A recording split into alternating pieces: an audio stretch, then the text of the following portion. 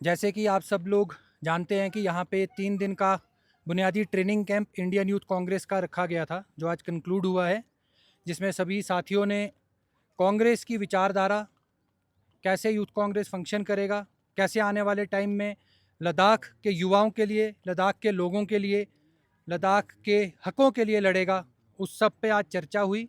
इस सब के चलते हम लोगों ने, यूथ कांग्रेस ने यहाँ पे एक रेजोल्यूशन भी पास किया है, जिसमें जब तक लद्दाख को लद्दाख के हक नहीं मिलेंगे, युवाओं को उनके हक नहीं मिलेंगे, युवाओं को रोज़गार नहीं मिलेंगे, स्टेटहुड नहीं मिलेगा 6 शेड्यूल के साथ विद फुल कॉन्स्टिट्यूशनल गारंटीज, तब तक यहाँ पे रेजोल्यूशन पास हुआ है कि लद्दाख यूथ कांग्रेस जो है वो सड़कों पे रहेगी, वो हकों की लड़ाई लड़ती रहेगी। यहाँ से लेके संसद तक, दिल्ली तक जाना पड़ेगा तो जाएंगे। इस सब का रेजोल्यूशन पास करते हुए हमने यहाँ पे ये फैसला लिया है। सर, मेन जो आप लोगों का जो सेशन था यहाँ पे, इसका मकसद क्या था सर, और फ्यूचर में क्या स्ट्रेटजीज लद्दाख में जो अपकमिंग पॉलिटिकल डेवलपमेंट्स को लेकर रहेगा? देखिए, जिस तरह से आपको पता है कि अभी एक डेमोक्रेटिक सेटअप जो हमारा यूथ कांग्रेस का इंटरनल इलेक्शन प्रोसेस है, उसके चलते आमिर यहाँ स्टेट प्रेसिडेंट बने हैं, मंजूर डीवाईसी कारगिल है, या डीवाईसी ले है, ऐसे बहुत से लोग जो हैं वो सब इलेक्ट होके आए हैं। इन लोगों का एक जनरल ट्रेनिंग प्रोग्राम था, क्योंकि कुछ लोग इनमें नए हैं, उनको बताना था कि कैसे वो लद्दाख के लोगों के लिए लड़ेंगे। उस सब को चलते, उसके चलते यहाँ पे 3 दिन का ट्रेनिंग सेशन था, वो यहाँ पे रखा गया था, जो आज कंक्लूड हुआ है। सर, अफवाहें ये है कि कांग्रेस के अंदर जो है इंटरनली कुछ खास नहीं है, खासकर यूथ और सीनियर्स के बीच में। ये आप क्या अफवाहें कहना चाहेंगे? कहाँ पे चल रही हैं? बीजेपी के दफ्तर में चल रही हैं क्या? यहाँ पे एक प्लेटफॉर्म पे अभी तक यूथ और सीनियर्स का ज्वाइंटली कुछ हमें दिखाई नहीं दिया। हाँ, एक मिनट, मैं आपको एक चीज़ क्लियर करना चाहूँगा। पहले तो ऐसा कुछ नहीं है। कल करबलाई जी यहाँ पे 1.5 घंटा 2 घंटा यहाँ बैठ के सेशन देखे गए हैं। दूसरा, यूथ कांग्रेस एक फ्रंटल ऑर्गेनाइजेशन है जो खुद से काम करता है, इसका खुद का अपना एक कॉन्स्टिट्यूशन है। इसी तरह एआईसीसी की फंक्शनिंग अलग है। हम एक छत के नीचे अलग अलग, एक पेड़ की जैसे शाखाएं होती हैं वैसे काम करते हैं। यूथ कांग्रेस का अपना काम है, यूथ कांग्रेस संघर्ष का काम करती है, और उन मुद्दों को जो सड़कों से लेके सीनियर पार्टी के लीडर्स को देते हैं, वो उनका काम वहाँ पे उठाने का है। बाकी ये चीज़ अगर आपको ऐसा लग रहा है तो आपकी ये क्लैरिटी जो है हम आपको यहाँ पे दे रहे हैं। सिमिलरली जिस तरह इसाक साहब ने कहा कि जो छोटे माइनर इश्यूज है यूथ कांग्रेस में, उसी तरह डिस्ट्रिक्ट कांग्रेस कमेटी कारगिल और कांग्रेस कमेटी लेह के दरमियान भी बहुत मेजर इश्यूज चल रहे। आपने लोकसभा इलेक्शंस में भी देखा होगा जब मैंडेट का जो इशू था। तो अब इन दोनों को आने वाले दिनों में एक स्ट्रैटेजी, एक प्लानिंग बना के दोनों को एक प्लेटफॉर्म पे लेके आप लोग एक मीटिंग करने का कोई प्लान? देखिए, रही अगर सीनियर कांग्रेस की पहले हम बात करें तो एआईसीसी के इंचार्ज जब आए, आप ये उनसे पूछ सकते हैं। दूसरा, अगर आप बोल रहे हैं कि डिफरेंसेस है, ऐसा कुछ नहीं है।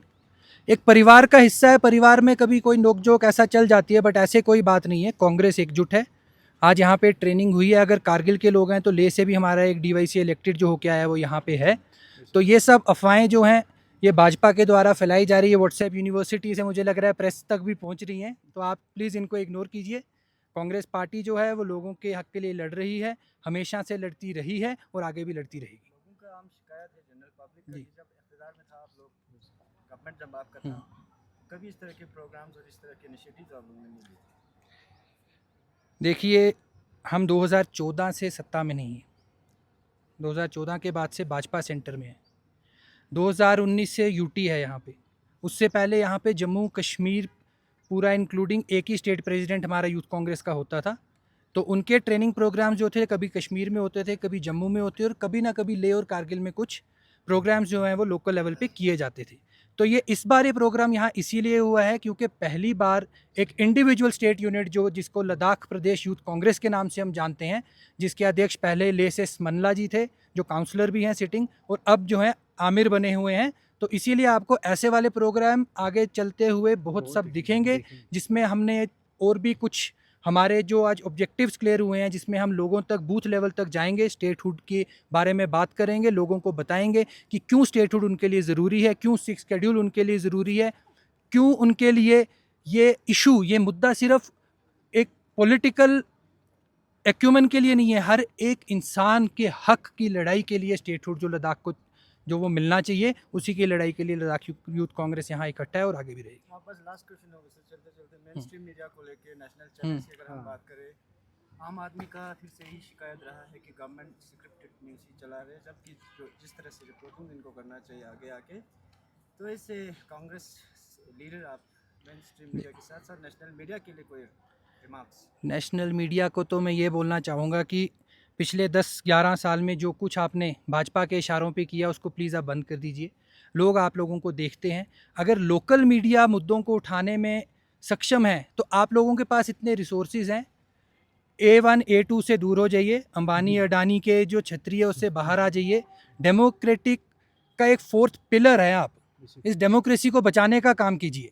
लोगों को वो दिखाइए जो सच है, ना कि वो दिखाइए जिसमें भाजपा, नरेंद्र मोदी और अमित शाह का PR बनना बंद कर दीजिए। देश ने बहुत कुछ सह लिया है, बहुत जानें चली गई हैं। अभी पहलगाम में जो हुआ, उसको भी कैसे हिंदू मुसलमान करने का काम अगर गोदी मीडिया ने किया है, बहुत एक शर्मनाक बात है। मीडिया को ये काम शोभा नहीं देता। उनके लिए मैं सिर्फ ये कहना चाहूँगा कि अब आप अपने ज़मीर को जगाइए। बहुत बेच दिया आपने ज़मीर, अपना देश बिक चुका है, अब हमारी सरहदें रह गई हैं। तो इसीलिए आप अपना काम जो है बखूबी उसको वैसे कीजिए जैसे 2014 से पहले कांग्रेस की सरकार में एज इंडिपेंडेंट इंस्टीट्यूशन की तरह करते थे।